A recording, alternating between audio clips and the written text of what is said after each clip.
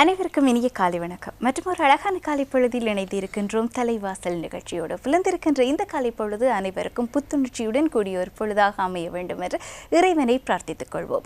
எந்த ஒரு காரியமானாலும் அதை நாளை என்று பிற்போடாதீர்கள், இன்றே செய்து விடுங்கள். இந்த காரியத்தை நாங்கள் பிற்போடுகின்ற ஒரு நிமிடத்தால் கூட அந்த காரியம் நாளை மறக்கடிக்கப்படலாம். அது எங்களுக்கு வாழ்நாள் முழுவதும் கிடைக்காமல் கூட போகலாம். இந்த சின்ன சிந்தனையோடு இன்றைய நாளை புத்துணர்ச்சியோடு ஆரம்பித்து விடுவோம். சரி, இன்றைய தலைவாசல் நிகழ்ச்சியில் நீங்கள் எதிர்பார்க்கின்ற அத்தனை அம்சங்களும் வரிசையாக உங்களை வந்து காத்திருக்கின்றன. வாருங்கள், ஒவ்வொன்றாக பார்த்துவிட்டு வருவோம்.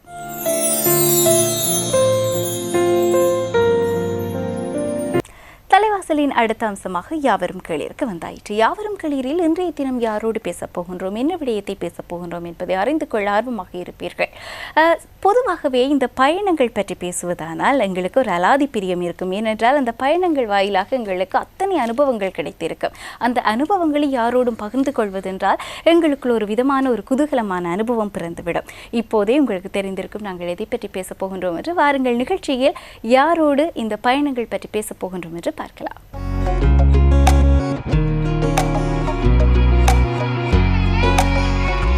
இன்றைய யாவரும் கேளீரில் நாங்கள் பேசப் போகின்ற விடயம் என்று பார்த்தால் எங்களுக்கு பலருக்கு பிடித்தமான விடயம் இந்த பயணங்கள். அதே போன்று எங்களில் பலருக்கு இந்த பயணங்கள் மீது அவ்வளவு திருப்தி இல்லை என்றும் சொல்லலாம். ஆனால் இந்த பயணங்கள் பற்றி நாங்கள் யாரோடு பேசப் போகின்றோம், அந்த பயணங்களின் எவ்வாறான விடயங்களை பற்றி பேசப் போகின்றோம் என்பதுதான் முக்கியமானது. இன்றைய யாவரும் கேளீரில் நாங்கள் பேசப் போகின்ற ஒருவர் ஒரு கவிஞர் என்று சொல்லலாம், அதே போன்று வாழ்க்கை வள கட்டுரையாளர் என்று சொல்லலாம், ஒரு பேச்சாளர் என்று, இப்படி தன்னை பற்றிய ஒரு பல்வேறுபட்ட முகங்களை உடைய ஒருவரோடு நாங்கள் பேச போகின்றோம். சுப்பிரமணிய செல்வா என்ற பெயரில் தன்னுடைய எழுத்துக்களை எங்களுக்காக வழங்கி கொண்டிருக்கின்ற திருப்பி எஸ் செல்வரட்னம் அவர்களோடு தான் நாங்கள் பேச போகின்றோம், பயணங்கள் என்ற தலைப்பின் கீழாக. வணக்கம் ஐயா. வணக்கம். ஆமாம், நான் ஏற்கனவே சொல்லியிருந்தேன் இந்த பயணங்கள் பற்றியதாக. பயணங்கள் என்பவை வாழ்க்கையில் தவிர்க்க முடியாதவை. எத்தனையோ நோக்கங்களுக்காக எங்கள் வாழ்க்கையில் பயணங்கள் தொடர்ந்து கொண்டே இருக்கும். ஆனால் இந்த பயணங்கள் மூலமாக கிடைக்கின்ற அனுபவங்கள் என்று வருகின்ற போது அவை ஏராளமானவை. அந்த அனுபவங்கள் எல்லாமே ஒரு விதமான படிப்பினைகளாக இருக்கக்கூடும், அல்லது சுவாரஸ்யமான நினைவுகளாக இருக்கக்கூடும், நல்ல நட்புகளை தரக்கூடியவையாக இருக்கக்கூடும், அல்லது மோசமான படிப்பினைகள் அல்லது மோசமான சம்பவங்கள், இப்படி வாழ்க்கையை திருப்பி போட்ட அம்சங்களாக கூட இருந்திருக்கக்கூடும். நீங்கள் கூறுங்கள், முதலாம் அம்சமாக இந்த பயணங்கள் என்பவை ஒரு வாழ்க்கையில் எவ்வளவு தூரம் முக்கியமானவையாக இருக்கின்றது, ஒரு மனிதன் இந்த பயணங்களுக்கு எவ்வளவு தூரம் முன்னுரிமை கொடுக்க வேண்டும் என்று நீங்கள் கருதுகின்றீர்கள், அதை பற்றி கூறுங்கள். நிச்சயமாக பயணங்கள் என்பது வாழ்க்கையில் ஒரு அத்தியாவசியமான விஷயம். அத்தியாவசிய தேவைகளுக்காக பயணிப்பவர்கள் இருக்கிறார்கள். தொழிலுக்காக, மற்றது தங்கள் பணியிடங்களை சென்றடைவதற்காக, அல்லது கல்வி நோக்கத்திற்காக, வேறு பல நோக்கங்கள், வணிக நோக்கத்துக்காக என்று பல்வேறுபட்ட அத்தியாவசிய தேவைகளுக்காக பயணிப்பது என்பது வாழ்க்கையிலே இருக்கக்கூடிய ஒரு அம்சம். ஆனால் பயணத்துக்காகவே பயணிப்பது என்று ஒன்று. அந்த பயணத்தின் அனுபவத்தை பெறுவதற்காகவும், பல்வேறுபட்ட அனுபவங்களை பெறுவதற்காக அந்த பயணம் ஒரு மனிதனுக்கு வாழ்க்கைக்கு மிக மிக அத்தியாவசியமாக தேவைப்படுகிறது. ஏனென்றால் சொல்வார்கள், நீங்கள் வாழ்க்கையிலே பணத்தை தேடாதீர்கள், பணத்தை சேமிக்காதீர்கள், பொருட்களை சேமிக்காதீர்கள், நினைவுகளை சேமியுங்கள் என்று. நினைவுகளை எப்படி சேமிக்க முடியும் என்றால் அது சாத்தியப்படுவது பயணங்களால் மட்டுமே தான். ஏனென்றால் நாம் எத்தனையோ பேரை பார்க்கின்றோம், நிறைய செல்வந்தர்களாக இருக்கிறார்கள், வாழ்க்கை முழுவதும் தங்கள் நேரங்களை பணம் சம்பாதிப்பதற்காகவும் பொருள் சம்பாதிப்பதற்காகவும் செலவழித்து கொண்டிருக்கிறார்கள். ஆனால் ஒரு முதிய வயதிலே அந்த பணமும் பொருளும் அவர்களுக்கு எந்த விதமான இன்பத்தையும் தரப்போவதில்லை. ஒரு முதிய வயதிலே அந்த பணத்தை வைத்துக்கொண்டு பயணிக்கலாம் என்றால் கூட அவருடைய உடல்நிலை அதற்கு ஒத்துழைக்காமல் போய்விடுகிறது. அந்த பொருள்களை கூட அவர்களால் அனுபவிக்க முடியாத ஒரு நிலைமை ஏற்படுகிறது. ஆனால் நம்மால் என்ன செய்ய முடியும் என்றால் நம் நினைவுகளை மீட்ட முடியும். நாம் இதுவரை வாழ்ந்த வாழ்க்கையின் நினைவுகளை நம்மால் மீட்ட முடியும். அந்த நினைவுகள் பெரும்பாலும் ஒரு இடத்து சம்பந்தப்பட்டதாக அல்லாமல் பல இடங்கள் சம்பந்தப்பட்ட நினைவுகளாக இருந்தால் அந்த முதிய வாழ்க்கை என்பது ஒரு அர்த்தமுள்ளதாகவும் நிறைவானதாகவும் சுவையானதாகவும் இருக்கும். அப்போது பல்வேறுபட்ட இடங்களுக்குண்டான நினைவுகள் என்றால் அது நிச்சயமாக பயணங்களால் மட்டும்தான் அது சாத்தியப்படுகிறது. அதனால் பயணம் என்பது ஒரு மனிதனுக்கு மிக மிக அவனுடைய ஆளுமையை விருத்தி செய்வதோடு மட்டுமல்லாமல் ஒரு நிறைவான வாழ்க்கையை வாழ்ந்தோம் என்கின்ற ஒரு நினைவை ஏற்படுத்துவதற்கு அந்த பயணங்கள் மிக மிக தேவை உள்ளதாக இருக்கின்றது. சிறப்பான ஒரு பதிலாக இருந்தது. குறிப்பாக இந்த வாழ்க்கை என்பதில் தேடல் என்பது மிக முக்கியமாக இருக்கின்றது. தேடல் இல்லாத ஒரு வாழ்க்கையில் சுவாரஸ்யம் என்பது இருக்காது. தேடல் என்று வந்துவிட்டால் அதற்கு பயணங்கள் என்பவை மிகவும் அவசியமாக இருக்கின்றன. பல்வேறுபட்ட கலாச்சாரங்கள், பல்வேறுபட்ட வாழ்க்கை தரங்கள், பல்வேறு விதமான கலாச்சார பின்னணிகளோடு மக்கள் வாழ்ந்து கொண்டிருக்கின்றார்கள் என்றால் அது பயணங்களினூடாகத்தான் கண்டுகொள்ளக்கூடியதாக இருக்கும். இந்த தேடலுக்கும் பயணங்களுக்கும் இடையில் இருக்கக்கூடிய தொடர்பு எப்படியானது, அதற்கிடையில் இருக்கக்கூடிய அந்த சுவாரஸ்யம் எப்படியானது, அது பற்றி சொல்லுங்கள். நிச்சயமாக தேடல்கள், பயணங்கள் என்றாலே தேடல்கள் தான். வாழ்க்கையில் நாம் நிறைய விஷயங்களை தேடுகின்றோம். பொருளை தேடுகின்றோம், அறிவை தேடுகின்றோம். அறிவை தேடுவதற்கு நாம் கல்வி கற்கின்றோம், நிறைய புத்தகங்களை வாசிக்கின்றோம், பல்வேறுபட்ட செயற்பாடுகளிலே நாம் ஈடுபடுகின்றோம். ஆனால் புது புது அனுபவங்களை பெற வேண்டும் என்றால் அது பயணங்களால் மட்டும்தான் சாத்தியப்படுகிறது. பொதுவாக பயணங்கள் எப்போதும் சுலபமாக இருப்பதில்லை. அதற்குண்டான சில பிரச்சனைகள், சில கஷ்டங்கள் இதெல்லாம் இருந்து கொண்டு தான் இருக்கும். இருந்தாலும் கூட அந்த பயணங்களின் முடிவிலே மிகப்பெரிய நிறைவு ஏற்படுகிறது. நாம் நம்மை அறிந்து கொள்வதற்கான ஒரு வாய்ப்பாக கூட அந்த பயணங்கள் நடைபெறுகிறது, ஒரு ஒரு ஒரு காரணமாக அமைகின்றது. மற்றது இன்னொன்று என்னவென்றால், நாம் பயணிக்க நமக்குள்ளே பெரிய ஒரு அடக்க மனநிலை நமக்கு ஏற்படுகிறது. அடக்கம் அல்லது பணிவு என்கின்ற மனநிலை ஏற்படுகிறது. நாம் புதிய புதிய இடங்களை சென்று பார்க்கும் பொழுது, பல இடங்களுக்கு பயணிக்கும் பொழுது, நமது உலகம் என்பது, எனது உலகம் என்பது எவ்வளவு சிறியது என்பது எனக்கு புரிகிறது. என்னை தாண்டிய இப்பேருலகம் இருப்பது எனக்கு புரிகிறது. அதனால எனக்கு கிடைக்கக்கூடிய அறிவும் அனுபவமும் அபரிமிதமானவை. அந்த அற்புதமான அனுபவங்களை இந்த பயணங்கள் நமக்கு கொண்டு வந்து சேர்க்கின்றது. குறிப்பாக பார்க்குமானால் இந்த மேலைத்தீய நாட்டவர்களுக்கு இந்த பயணங்கள் மீது ஒரு அலாதி பிரியம் இருக்கும். அதேபோல அவர்களுடைய நாட்டினுடைய காலநிலைகளும் அவற்றை தூண்டுவனவாக இருக்கும். ஏனென்றால் குறிப்பிட்ட காலநிலைக்கு அவர்களால் அங்கு வாழ முடியாது என்கின்ற போது அவர்கள் பிற நாடுகளுக்கு செல்கின்றார்கள்.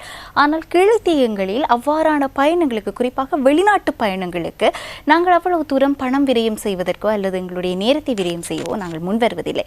இந்த மனநிலையை நீங்கள் எப்படி பார்க்கின்றீர்கள்? அது உண்மைதான். நாம் எங்கு சென்றாலும் மேலத்தைய பயணிகளை, சுற்றுலா பயணிகளை தான் நம்ம அதிகம் காண்கின்றோம். இப்போ நாங்கள்லாம் வெளிநாடுகளுக்கு பயணிக்கின்ற பொழுது மேலத்தைய பயணிகள், மேலத்தைய சுற்றுலா பயணிகளை தான் அதிகம் பார்க்கின்றோம். நமது இந்த கீழத்தைய இலங்கை, இந்திய போன்ற இப்போது பெருகி கொண்டு வருகிறது. ஆனால் நீங்கள் அந்த அளவுக்கு இல்லை என்று தான் சொல்ல வேண்டும். அதற்கு நம்முடைய வாழ்க்கை முறை ஒரு காரணம் என்று தான் சொல்ல வேண்டும். ஏனென்றால் நாம் வெகுவாக எதிர்காலத்தை பற்றிய சிந்தனையும் எதிர்காலத்தை பற்றிய திட்டமிடல்களையும் நாம் அதிகம் வைத்துக் கொண்டிருக்கின்றோம். நாளையை பற்றி நாம் மிகுந்த பயத்துடனும் கவலையுடனும் கவனத்துடன் வாழ்ந்து கொண்டிருக்கின்றோம். அப்போ இந்த நாளையை பற்றிய கவனமும் கவலையும் இருக்கும் பொழுது நாம் கூடிய மட்டும் பணத்தை விரயம் செய்ய விரும்புவதில்லை, சேமிக்க விரும்புகின்றோம். ஏனென்றால் மேலத்தைய கலாச்சாரம் என்பது பிள்ளைகள் கூட ஒரு குறிப்பிட்ட வயதுக்கு பின்னே தங்கள் வாழ்க்கையை தாங்களாகவே பார்த்து கொள்கின்ற, கவனித்துக் கொள்கின்ற ஒரு நிலைமை தான் ஏற்படுகிறது. ஒரு பருவ வயது வந்தவுடன் அவர்களுடைய கல்வி கடன் பெற்று கல்வி கற்பதாகட்டும், தங்களுடைய தேவைகளை பூர்த்தி செய்வதற்கு பண தேவைகளுக்கு சிறு சிறு தொழில்கள் செய்து சம்பாதிப்பதாகட்டும், இது போன்ற நிலையிலே தான் அங்கு நிலைமை இருக்கின்றது. அப்படியான நிலைமைகளிலே ஒரு பெற்றோரால் தங்களது பயணத்துக்கான பணங்களை சேமிக்கவும் அதை செலவழிக்கவும் முடிகிறது. ஆனால் நம்மளுடைய கலாச்சாரம், நம்முடைய இந்த பண்பாட்டு முறையிலே நாம் என்ன செய்கிறோம் என்றால், நமது எதிர்காலத்தை பெற்ற பயத்திலே எந்த பணத்தையும் நாம் விரயமாக்க விரும்புவதில்லை. அதே நேரத்தில் பிள்ளைகளை நாம் படிக்க வைக்க வேண்டும், அவர்களுக்கு திருமணம் முடிக்க வைக்க வேண்டும், இது போன்ற இதுகளிலேயே நாம் வெகுவாக கவனம் அது தவறு என்று சொல்லவில்லை, அது நம்முடைய வாழ்க்கை முறை. இதுதான் அவர்களுடைய பயணத்துக்கு பணத்தை விரயம் செய்ய முடியாமல் இருப்பதற்கான காரணம் என்று நான் நினைக்கின்றேன். குறிப்பாக இந்த பயணங்களில் ஒரு காலத்தில் இந்த ரயில் பயணம் போன்றவற்றில் இந்த ரயில் சிநேகம் என்பதெல்லாம் குறிப்பாக சொல்லிக் கொண்டிருந்தார்கள். ஆனால் இன்றைய காலகட்டத்தில் எவ்வளவு நேர பயணமாக இருந்தாலும் இந்த ரயில் சிநேகம் வருவதற்கு எங்களுடைய கையடக்க தொலைபேசிகளோ அல்லது கைவசம் இருக்கின்ற தொழில்நுட்பமோ ஒத்துழைப்பதில்லை. நாங்கள் ஒன்று எங்கள் பாடொன்று இருக்கின்றோம். இன்றைய காலகட்டத்தில் பயணம் என்பதை, அதாவது இந்த இளைய சமுதாயம் பயணத்தை பார்க்கின்ற விதங்கத்தை நீங்கள் எப்படி பார்க்கின்றீர்கள்? ஆமாம், இந்த ரயில் சிநேகம் என்பது நம்மளுடைய தமிழ் இலக்கியங்களில் நிறைய வந்த ஒரு வார்த்தை. ஏனென்றால் ஒரு நிலையற்ற, நிரந்தரமற்ற அல்லது தற்காலிகமான உறவுகளை பற்றி சொல்வதற்கும் நட்புகளை பற்றி சொல்வதற்குமாக பயன்படுத்தப்பட்ட வார்த்தை தான் ரயில் சிநேகம் என்பது. அதாவது ஓரிடத்திலே ஏறி மாறிடத்திலே இறங்குவதற்கு மட்டும் அந்த இடைவெளியில் ஏற்படுகின்ற ஒரு சிநேகம். இப்போது அப்படிப்பட்ட சிநேகங்கள் உருவாகின்றதா என்று எனக்கு உண்மையில் தெரியவில்லை. புதிய தலைமுறையினர், ஆமாம், கையடக்க தொலைபேசியோடு காலங்களை கழித்து கொண்டிருக்கின்ற இந்த புதிய தலைமுறையினருக்கு பயணங்களை பற்றிய ஒரு ஒரு விழிப்புணர்வு இருக்கிறது என்று தான் சொல்ல வேண்டும். நமது முந்தைய தலைமுறை போன்று நான் ஏற்கனவே சொன்னேன், அந்த வாழ்க்கை அத்தகைய ஒரு வாழ்க்கை முறையை இருந்து மீறி தாங்கள் உலகத்தை பார்க்க வேண்டும், புதிய புதிய விடயங்களை தெரிந்து கொள்ள வேண்டும் என்கின்ற ஆர்வம் இருப்பது போல தான் எனக்கு தெரிகிறது. அப்போ அவர்கள் அடுத்த நிலைக்கு தாங்கள் சம்பாதிக்கிற ஒரு நிலைமைக்கு வருகின்ற பொழுது அந்த பயணங்களுக்கான பணங்களை விரயம் செய்து அந்த பயணங்களுக்கு கிடைக்கின்ற அனுபவங்களை அவர்கள் பெறுவார்கள் என்றே நான் நினைக்கின்றேன். பயணங்கள் பற்றிய எழுத்துக்களுக்கு இவ்வளவு தூரம் அந்த பயணங்கள் சார்ந்த அனுபவங்கள் கை கொடுக்கின்றன, அல்லது இந்த பயணங்களை செய்தவர்கள் அதை எழுதுகின்றார்களா, அல்லது எழுத வேண்டும் என்று நினைப்பதற்காக பயணங்கள் செய்கின்றார்களா? ஏனென்றால் நீங்கள் அந்த எழுத்துலகம் சார்ந்தவர் என்பதால் இதை கேட்கின்றீர்கள். நிச்சயமாக இரண்டுமே இருக்கின்றது. அதாவது பயணங்கள் செல்வதால் ஒரு உலகத்திலேயே ஒரு புகழ்பெற்ற பயணி என்று சொன்னால் இபின் பட்டூட்டா என்பவரை சொல்லலாம். இபின் பட்டூட்டா என்பவர் 14ஆம் நூற்றாண்டிலே வாழ்ந்த ஒரு மொரோக்கோ நாட்டை சேர்ந்த ஒரு கல்விமான், ஒரு ஆராய்ச்சியாளராக புதிய புதிய விடயங்களை தெரிந்து கொள்ள வேண்டும் என்கின்ற ஆர்வத்திலே இருக்கக்கூடியவர். அவர் மொரோக்கோவிலிருந்து ஆப்பிரிக்கா கண்டம் முழுவதும், சவுதி அரேபியா போன்ற மத்திய கிழக்கு நாடுகள் எல்லாம் கிட்டத்தட்ட பல்லாயிரக்கணக்கான மைல்களை அவர் பயணம் செய்தவர். பயணம் செய்து ஒரு நிறைவாக ஒரு அழகான தன் பயணங்களை பற்றிய அனுபவங்களை அவர் புத்தகமாக எழுதியிருக்கிறார். உண்மையிலே இந்த பயணக்கட்டுரையின் ஆரம்பம் அது என்று கூட நாம் சொல்லலாம். 14ஆம் நூற்றாண்டு என்பது சரி. அதற்கு பிறகு நிறைய பயணிகள் தங்களுடைய அனுபவங்களை எழுதி கொண்டிருக்கிறார்கள். ஏனென்றால் இந்த பயணங்கள் நமக்கு அடையாளம் காட்டுகின்றன. அந்த இபின் பட்டூட்டா சொல்கின்றார், பயணம் உண்மையிலே உங்களை என்ன செய்கிறது என்றால் உங்களை வார்த்தைகள் அற்றவராக மாற்றுகிறது.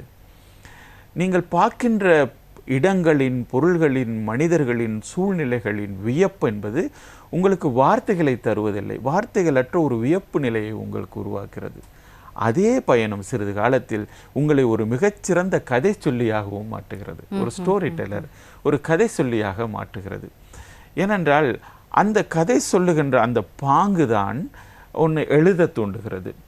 அப்போ முதலாவதாக எழுதுவதற்கு என்று பயணிக்காதவர்கள் கூட பிறகு நல்ல ஒரு கதை சொல்லிகளாக, அதை எழுதக்கூடிய ஆற்றல் உள்ளவர்கள் எழுத்தாளர்களாக, பயணக்கட்டுரை எழுதுவர்களாக மாறிவிடுகிறார்கள்.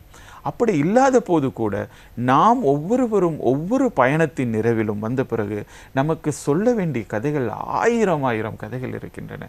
நம்முடைய அனுபவங்கள் நிறையவே இருக்கின்றன. இப்போ நானெல்லாம் நிறைய பயணிப்பது உண்டு. ஒவ்வொரு முறையும் வந்த பிறகு சொல்வதற்கென்று அந்த மனிதர்களை பற்றி, அங்கு இருக்கக்கூடிய கலாச்சாரங்களை பற்றி, அவர்களுடைய இயல்புகளை பற்றி, அந்த நாட்டின் தன்மைகளை பற்றி என்று நிறையவே சொல்ல இருக்கிறது.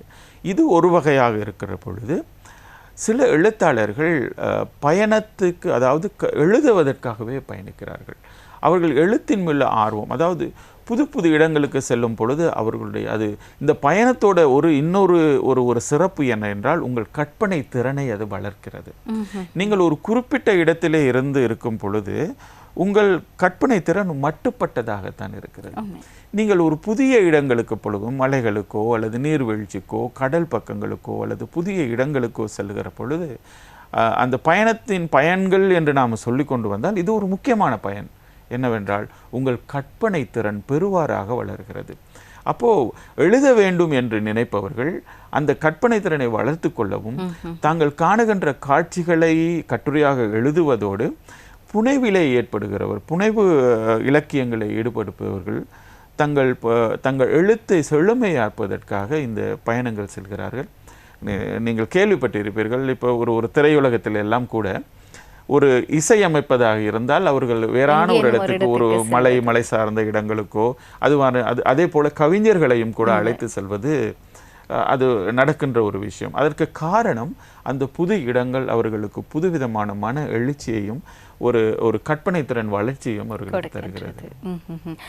இப்போது பொதுமக்களுக்கு என்று வருகின்ற போது அவர்களுடைய பயணங்கள் பற்றி பேசியிருந்தோம். உங்களுடைய பயணங்கள் என்று வந்தால் உங்களுடைய தனிப்பட்ட அனுபவத்தில் உங்களால் மறக்க முடியாத அனுபவம் அல்லது இதை நான் நிச்சயமாக மற்றவர்களோடு பகிர்ந்து கொள்ள வேண்டும் என்று உங்கள் மனதில் பட்ட ஒரு அனுபவம், அதை பற்றி எங்களோடு பகிர்ந்து கொள்ளுங்கள். நிச்சயமாக எப்படியுமே அண்மைய விடயங்கள் தான் நம் நினைவுக்கு வருவது அதிகம். சென்ற வாரம் நான் ஜப்பான் சென்றிருந்தேன். கிட்டத்தட்ட ஒரு 10 நாட்கள் ஒரு தொழில் முறையாகவும் அதே நேரத்தில் அது ஒரு விடுமுறையாகவும் நான் செலுத்தியிருந்தேன். அங்கு கண்ட விடயங்கள் அது நான் என் நண்பர்களுக்கெல்லாம் சொன்னேன், முடிந்தால் ஒரு முறையாவது ஜப்பான் சென்று வாருங்கள் அப்படின்னு சொல்லி. அங்கே இருக்கக்கூடிய நேர்த்தி, ஒழுங்கு, எந்த விதமான இக்கட்டான நிலையிலும் அந்த ஒழுங்கை தவற விடாத அந்த பாங்கு. இப்போ நாம் ஒரு ஒரு தொடரூந்தில் ஏறுகிறோம் என்றால் தொடரூர் நிற்கிறது. இருபுறமும் ஏற வேண்டியவர்கள் இரு வரிசைகளிலே நிற்கிறார்கள். நடுவிலே கதவு திறக்கிறது. அங்கிருந்து இறங்கக்கூடியவர்கள் இறங்கி செல்கிறார்கள். சென்ற பிறகு மற்றவர்கள் அழகாக ஏற்கிறார்கள். எந்த தள்ளுமுள்ளு எதுவுமே இல்லை. இயல்பாக இது நடந்து கொண்டிருக்கிறது. சென்ற இடங்களில் எல்லா இடத்திலும் நான் பார்த்தின்றேன். சாதாரணமாக நம்ம ஒரு பேரங்காடிக்கு சென்றால் கூட அங்கு கூட நம்முடைய விமான நிலையத்தில் இருப்பது கூட ஒருவர் எங்கு நிற்க வேண்டும் என்று அங்கு ஒரு அடையாளம் குறிப்பிட்டிருக்கிறார்கள். எல்லோரும் அந்த இடத்துல தான் நிற்கிறார்கள் வரிசையில். முன்னால் இருக்கிறவர் தன் பணத்தை செலுத்தி பொருளை எடுத்துக்கொண்டு சென்ற பிறகு பின்னால் இருப்பவர் அந்த இடத்துக்கு போகிறார். அந்த வரிசை கிரமம் மாறுவதே இல்லை. எங்கு சென்றாலும் அந்த ஒழுங்கு, அந்த நேர்த்தி இருந்து கொண்டே இருக்கிறது. கிரமமாக நடந்து கொண்டிருக்கிறது. இதனால் எல்லோரும் அதற்கு பழக்கப்படுத்தி கொண்டதினால, இது இப்படிதான் நடக்கும் என்று தெரிந்திருப்பதனாலும் எதிர்பார்ப்போடும் இருப்பதினாலே மக்களுக்கு மன அழுத்தம் குறைவென்று தான் நான் சொல்ல வேண்டும். இந்த மன அழுத்தத்துக்கு தேவையே இல்லை. நமக்கு தெரியும், அடுத்த 2வது 3வது நிமிடத்திலே அந்த இடத்தை செல்ல போகிறோம், நமது காரியங்களை முடித்துவிட்டு நாம் பயணிக்க போகின்றோம் என்கின்ற அந்த திட்டமிடல் உறுதியாக இருப்பதனால உங்களுக்கு மன அழுத்தம் என்பது தேவையில்லை. அது ஒன்று. அடுத்தது மக்களுக்கு பணிவு. அவர்களிடம் இருக்கக்கூடிய அந்த பணிவு மிக மிக என்னை வியக்க வைத்தது. ஒரு சாதாரண 10-15 வயது ஒரு சிறுவனை கூட, ஒரு 60-70 வயது முதியவர் கூட மிகவும் பணிவோடு பேசுவதும், அவர்கள் தங்களை அப்படியே தலை குனிந்து அவங்களுக்கு வணக்கம் செலுத்துவதும் பேசுவதும், அது ஒரு மிக மிக ஒரு பிடித்த ஒரு விஷயம். அடுத்தது எந்த செயலை செய்தாலும் அது மற்றவர்களுக்கு தொந்தரவில்லாமல் இருக்க வேண்டும் என்கின்றதில் மிக மிக கவனமாக இருக்கிறார்கள். இப்போது நான் அடிக்கடி அங்கே போய் இந்த தொடரூந்திலே பயணம் செய்யக்கூடிய வாய்ப்பு எனக்கு கிடைத்தது. நிறைய பேர் நின்று கொண்டு இருக்கிறார்கள், அமர்ந்து கொண்டு இருக்கிறார்கள். ஒவ்வொருவரும் ஒவ்வொரு கைபேசி வைத்திருக்கிறார்கள். எந்த நேரமும் எல்லாரும் கைபேசியை பார்த்து கொண்டு தான் இருக்கிறார்கள். அது ஒரு நல்ல விடயம் என்று என்னால் சொல்ல முடியாது. ஏன்னால் கைபேசி வந்த பிறகு மக்கள் முகங்களை பார்க்கின்ற அந்த பாங்கு குறைந்து விட்டது. இருந்தாலும் கூட யாரும் அந்த கைபேசியில் பேசவே இல்லை. அது மட்டுமில்லை, அந்த கைபேசியின் மணி ஒலிக்கவே இல்லை. நான் ஜப்பானில் இருந்த அந்த 9-10 நாட்களும் ஒரு கைபேசி மணி அடித்ததை நான் கேட்கவே இல்லை. அப்போது அதற்கான காரணம் என்னவென்றால், மற்றவர்களை அவர்கள் தொந்தரவு செய்யக்கூடாது என்பதிலே மிக மிக கவனமாக இருக்கிறார்கள். அப்போ அந்த ஒழுங்குமுறை, அந்த நேர்த்தி, அந்த பணிவு, மற்றது அனைத்தும் திட்டமிட்டபடி இருக்கிறது. எல்லாம் திட்டமிட்டல். ஏனென்றால் நீங்கள் அவ்வளவு பெரிய பெருநகரத்திலே நீங்கள் ஒரு தொடரூந்து நிலையத்திலிருந்து எந்த ஒரு இடத்துக்கு வேண்டாலும் 10 நிமிட நடையிலே போய் சென்று விடலாம். அப்படி அது அவ்வளவெல்லாம் இணைக்கப்பட்டிருக்கிறது. முழு நகரமும் இணைக்கப்பட்டிருக்கிறது. மற்றது நீங்கள் நடக்க வேண்டிய அவசியமும் ஏற்படுகிறது. அப்போ நடை என்பது அங்கே ஒரு வாழ்க்கையோடு ஒரு அம்சமாகவும் மாறிவிட்டது. உங்களுக்கு அப்படிப்பட்ட ஒரு பொதுவான போக்குவரத்து முறை இருப்பதினாலே தனிப்பட்ட வாகனங்கள் வைத்துக்கொள்ள வேண்டிய அவசியம் இல்லாமல் இருக்கிறது. இது போன்ற பலவிதமான சிறப்பம்சங்களை நான் பெற்றேன். அது ஒரு மிகப்பெரிய ஒரு அனுபவம் என்று தான் சொல்ல வேண்டும். சரி, அடுத்ததாக கேட்க வேண்டிய ஒரு முக்கியமான கேள்வி, இந்த பணம் என்பது பயணத்தோடு மிக முக்கியமான ஒரு விடயம். ஏனென்றால் பலருக்கு இந்த பயணம் என்பதில் ஆர்வம் இருக்கின்றது. பல்வேறு நாடுகளை பார்க்க வேண்டும் என்ற ஆசை அனைவருக்கும் இருக்கின்றது, பல்வேறு அனுபவங்களை பெறும் ஆசை. ஆனால் இந்த பணம் செலவழிக்க வேண்டி ஏற்படும் என்ற தயக்கத்தின் காரணமாகத்தான் அனைவரும் பின்னெடுத்து நிற்கின்றார்கள். இந்த பயணங்கள் என்று வருகின்ற போது பணம் அவசியமாகத்தான் இருக்கின்றதா? அது பற்றிய உங்களுடைய கருத்தை? நிச்சயமாக மற்ற விடயங்களை போல பணம் என்பது தேவையான ஒரு விடயம்தான். ஆனால் பெரும் பணம் செலவழிக்க வேண்டும். சரி, உதாரணமாக நாம் பயணங்களை நாம் முதலில் வெளியூர், அதாவது அவருடைய பொருளாதார நிலைமைக்கு ஏற்ப நாம் நிச்சயமாக நம் பயணங்களில் வெளிநாடுகள் செல்வதுதான் பயணம் என்று நாம் நினைத்து கொண்டிருக்கிறோம். நாம் இப்போ கொழும்பிலே இருக்கக்கூடிய ஒரு நபர் இலங்கையிலே பார்க்காத எத்தனையோ இடங்கள் இருக்கின்றன. நமது நாட்டிலே பார்க்கக்கூடிய கிழக்குக்கு போனால் அற்புதமான கடற்கரைகள், நீங்கள் அனுராதபுர புலனருவிக்கு போனால் நம்மளுடைய புராதன சின்னங்கள், மலையகத்துக்கு போனால் அற்புதமான மலைகள், நீர்வீழ்ச்சிகள், இயற்கை. அதுபோல் கிழக்கு நீங்கள் தெற்கு பக்கம் போனால் அழகான கடற்கரை என்று நிறையவே இருக்கிறது. நாம் இங்கு அனுபவிக்கின்ற விஷயங்களே நமக்கு நிறைய இருக்கிறது. அதுபோல் பிற நாடுகளும் தான். ஆனால் நம்மளுடைய பொருளாதார திட்டமிடலின் மூலம் நிச்சயமாக அதை நாம் சாதிக்கலாம்.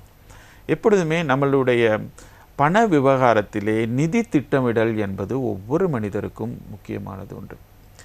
சொல்லுவார்கள், நீங்கள் ஒரு சம்பளம் எடுத்ததும் உங்களுடைய முதல் செலவு என்பது சேமிப்பாகத்தான் இருக்க வேண்டும் என்று. முதல் செலவு சேமிப்பாகத்தான் இருக்க வேண்டும். அப்போது அப்படிப்பட்ட ஒரு சேமிப்பும் திட்டமிடலும் இருக்கும் பொழுது நீங்கள் இப்போ அடுத்த வருடம் செல்லுகிறீர்கள், இந்த வருடத்திலே இருந்து அதை திட்டமிடும் பொழுது, இப்போ விமான பயணங்கள் எல்லாம் கூட நீங்கள் இப்போ தற்போதைய நிலையிலே விமான அந்த அனுமதி சீட்டுகள் எல்லாம் நாம் காலம் பயணிக்கின்ற காலம் அண்மிக்கும் பொழுது அதனுடைய விலை மிக அதிகமாக இருக்கும். அதே நேரத்தில் நாம் ஒரு 6 மாதம் ஒரு வருடத்துக்கு முன்பாக அதை நாம் எடுக்கும் பொழுது மிக குறைவாக இருக்கும். அப்போ நல்ல திட்டம், அதே போல தான் நீங்கள் தங்கக்கூடிய ஒரு விடுதிகளாகட்டும், பயணிக்கக்கூடிய மற்ற இடங்களாகட்டும், நல்ல திட்டமிடல் மூலம் செய்யும் பொழுது பணத்தை நாம் குறைவான செலவிலே நாம் நிச்சயமாக அந்த அனுபவங்களை நாம் பெறலாம். சிறப்பு. இதேவேளை இன்றைய காலகட்டத்தில் இந்த சாகச பயணங்கள் என்பதின் மீதான மோகம் அதிகரித்திருக்கின்றது. குறிப்பாக அழகியல், இயற்கையை ரசிப்பது, மக்களுடைய வாழ்க்கை தரங்கள், வாழ்க்கை சூழல்களை பார்ப்பது என்பது ஒரு புறம் இருக்க, இந்த அட்வென்ச்சர்ஸ் என்பதன் மீதான அந்த மோகம் இளைய சமுதாயத்திற்கு அதிகம் இருக்கின்றது. அப்படியான இடங்களை உலக அளவில் தேடி பிடித்து அப்படியானவற்றிற்கு செல்கின்றார்கள். அதை சமூக வலைத்தளங்களில் தங்களை அதன் மூலமாக பிரபலப்படுத்துவதில் ஆர்வப்படுகின்றார்கள். இந்த போக்கை நீங்கள் எப்படி பார்க்கின்றீர்கள்? அது ஒரு தனிப்பட்ட விருப்பம் என்று தான் சொல்லலாம். அந்த புகைப்படங்களை போடுகிறார்கள் என்று நீங்கள் சொன்ன ஒரு விஷயத்தை நான் ஞாபகப்படுத்த அதை பற்றி பேச வேண்டும். என்னவென்றால், இந்த சாகச பயணங்கள் மட்டுமல்ல, சாதாரண பயணங்களில் கூட பயணங்களில் தான் நாம் புகைப்படம் எடுக்கிறோமே ஒழிய புகைப்படம் எடுப்பதற்காக நாம் பயணிப்பதில்லை. அப்போ என்ன நடக்கிறது என்றால், நிறைய பேர் நாம் சென்று அந்த இடங்களை ரசிப்பதை விட்டுவிட்டு புகைப்படங்கள் எடுப்பதிலே தான் அதிக கவனங்களை செலுத்துகிறார்கள். அப்போ உங்களுக்கு அந்த இடங்களிலே கிடைக்கக்கூடிய அனுபவம் உங்களுக்கு கிடைக்காமல் போய்விடுகிறது. அடுத்தது, சாகச பயணம் என்பது ஒவ்வொருவருடைய தனிப்பட்ட மன ஓட்டம், தனிப்பட்ட விருப்பத்தை பொறுத்தது. அதில் எதுவும் தவறு இருப்பதாக தெரியவில்லை. எப்படியுமே இளைஞர்கள் தாங்கள் செய்கின்ற செயல்களை புகைப்படம் எடுப்பதும் அது சமூக ஊடகங்களில் போடுவதும் என்பது அது அவர்களுக்கு ஒரு மகிழ்ச்சியும் கிளர்ச்சியும் ஊட்டக்கூடிய ஒரு விடயமாக தான் இருக்கிறது. அதை அந்த அளவிலே நாம் புரிந்து கொள்ள வேண்டியதாக இருக்கிறது. சரி, இப்படி பார்க்கின்ற போது நல்ல அனுபவங்களை பெறுவதற்குத்தான் பயணங்கள் ஏதுவாக இருக்கும். பயணங்கள் மூலமாக சந்தோஷமான அனுபவங்களை எடுக்கின்றோம் என்றால் அந்த பயணங்களுக்கு நாங்கள் செல்லுகின்ற போது மனதளவில் ஆகட்டும் அல்லது நாங்கள் ஒரு பொருளாதாரத்தின் எப்படி நீங்கள் பண அளவில் அல்லது திட்டமிடல் அளவில் எப்படி என்பதை முன்கூட்டியே சொல்லியிருந்தீர்கள். மனதளவில் தயாராகுவது அல்லது நாங்கள் ஒரு குடும்பமாக குழுவாக செல்கின்ற போது யார் யாரை இணைத்து கொண்டு செல்வது என்பதில் ஒரு தயாராவதாகட்டும், அதை நீங்கள் எப்படி பார்க்கின்றீர்கள்? அதில் எவ்வாறான விடயங்களை நாங்கள் கவனத்தில் எடுத்து சென்றால் அந்த பயணத்தின் பிற்பாடு அவை சுயான நினைவுகளோடு நாங்கள் திரும்பி வரக்கூடியவையாக இருக்கும். அதை பற்றி நிச்சயமாக திட்டமிடல் என்பது மிக மிக முக்கியம். இப்போ நாம் ஒரு இடத்துக்கு போகிறோம் என்றால் வெறுமனே எந்த விதமான முன் திட்டமிடலும் இல்லாமல் அந்த இடத்துக்கு போகும்போது நீங்கள் நிறைய ஆச்சரியங்களுக்கு முகம் கொடுக்க வேண்டி வரும். அந்த ஆச்சரியங்கள் சில நேரம் நமக்கு ஏற்புடையதாகவும் மகிழ்ச்சி மிக்க இருக்கிற அதே நேரத்திலே சில நேரங்கள் அது கசப்பு மிக்கதாகவும் இருக்கலாம். உதாரணத்துக்கு ஒரு ஒரு ஒரு வெஜிடேரியன், அதாவது சைவ உணவு மட்டுமே உண்ணுகின்ற ஒருவர் ஒரு ஊருக்கு போகிறார் என்றால் அந்த ஊரின் அந்த நாட்டின் உணவின் தன்மைகளை அவர் புரிந்து கொண்டிருக்க வேண்டும். அப்படி என்றால் அவர் சாதாரணமாக உங்களுக்கு அந்த இடத்திலே அந்த சைவ உணவு உங்களுக்கு கிடைப்பது சிரமம் என்று அறிந்து கொண்ட பின் அதற்கு நீங்கள் தயாரான நிலையிலே செல்ல வேண்டும். அல்லது அங்கு போய் சென்றுவிட்டு சைவ உணவு கிடைக்கவில்லையே என்று உங்களுடைய மனக்கிளேசம் ஏற்படுகிறது, அதிருப்தி அடைந்து மகிழ்ச்சி இழந்து நீங்கள் சென்ற நோக்கம் நிறைவேறாமல் போய்விடுகிறது. அதுபோல அங்கு உள்ள மொழி பற்றிய ஓரளவு அறிவும் இப்பெல்லாம் நிறைய நமக்கு உதவி வந்து விட்டது. இந்த கூகுள் மொழிபெயர்ப்பு மூலம் என்னால் ஜப்பானில் நான் இருந்த பொழுது எனக்கு மிக மிக உதவியாக இருந்தது இந்த கூகுள் மொழிபெயர்ப்பு. நான் யாரிடமும் பேச வேண்டும் பொழுது நான் ஆங்கிலத்தில் பேசும் பொழுது அது ஜப்பான் பாஷையில் அதுவாக பேசுகிறது. அவர் ஜப்பானில் பேசும்போது எனக்கு அது ஆங்கிலத்தில் மொழிபெயர்த்து தருகிறது. இந்த மாதிரியான நிறைய விஷயங்கள் நமக்கு வந்துவிட்டன. ஆனால் அங்கே இருக்க மொழி பற்றிய அறிவோ, அங்குபடிய கலாச்சாரம் பற்றிய அறிவோ, மற்றது அங்கு இருக்க வாழ்க்கை முறைகள், என்னென்ன விஷயங்களை நாம் குறிப்பாக எதெல்லாம் செய்யக்கூடாது என்கின்றது, சில நாம் பழக்கப்பட்ட சில விஷயங்கள் அங்கு நாம் செய்யக்கூடாததாக இருக்கிறது. அப்போது அதெல்லாம் தெரிந்து வைத்து கொண்டு நாம் அங்கு சென்றோம் என்றால் அந்த பயணம் மிக மிக சிறப்பாக இருக்கும். ஆச்சரியங்களும் அல்லது நம்மளுக்கு மன வருத்தத்தை தரக்கூடிய ஆச்சரியங்கள் நாம் எதிர்கொள்ளாமல் இருக்கலாம். நிகழ்ச்சியின் இறுதியில் நீங்கள் ஏதாவது ஒரு அம்சத்தை கூற வேண்டும் என்று நினைத்தீர்களானால் இதை பற்றி கூறுவீர்கள்? புனித அகஸ்தியர் என்பவர் ஒரு அழகான வார்த்தையை சொல்லியிருக்கிறார். சொல்லுங்கள். உலகம் என்பது ஒரு பெருநூல், பெரிய புத்தகம். அதிலே பயணிக்காதவர்கள் ஒரு பக்கத்தை அல்லது ஒரு சில பக்கங்களை மட்டுமே வாசிக்கிறார்கள் என்று. அப்போ பயணம் என்பது ஒரு மனிதனுக்கு மிக மிக தேவையான ஒன்றாக இருக்கிறது. அது அவனுடைய உற்பத்தி திறனை வளர்க்கிறது, அவனுடைய மன அழுத்தத்தை போக்குகிறது, நிறைய புதிய அனுபவங்களையும் புதிய அறிவுகளையும் அவனுக்கு ஏற்படுத்தி கொடுக்கிறது. அதனால் பயணம் என்பது ஒவ்வொரு மனிதனுக்கும் அவசியமான ஒரு விஷயம். அதை எப்படியாவது நாம் அதற்கான காலத்தையும் நேரத்தையும் செலவழிக்க வேண்டும். அதிலே பெறக்கூடிய அனுபவங்களும் அதிலே பெறக்கூடிய நினைவுகள் நம்மளுடைய இலையுதிர் காலத்தின் நமக்கு காலத்தை நமது வசந்த காலமாக மாற்றிக்கொள்ளும். இந்த பயணங்கள் என்பவை நினைவுகளாக மீட்டு பார்ப்பதற்கு அவ்வளவு அழகாக இருக்கும் என்பதையும், இந்த உலகம் என்ற அந்த புத்தகங்களை முழுமையாக நீங்கள் படித்து விடுங்கள் என்பதையும் அவ்வளவு அழகாக எங்களோடு தன்னுடைய கருத்துக்கள் வாயிலாக பதிவு செய்திருந்தார் திரு PS செல்வரட்னம் அவர்கள். அவர்களுடைய அந்த ஒரு கவிஞர் என்பதையும் அவர் ஒரு எழுத்தாளர் என்பதையும் தன்னுடைய அந்த கதைகளின் தன்னுடைய அந்த கருத்துக்களை பகிர்ந்து கொண்டதன் வாயிலாகவே எங்களுக்கு நிரூபித்திருந்தார். அவருக்கு இந்த இடத்தில் நன்றிகளை தெரிவித்துக் கொள்ள வேண்டும். நன்றி திரு PS செல்வரட்னம் அவர்களே.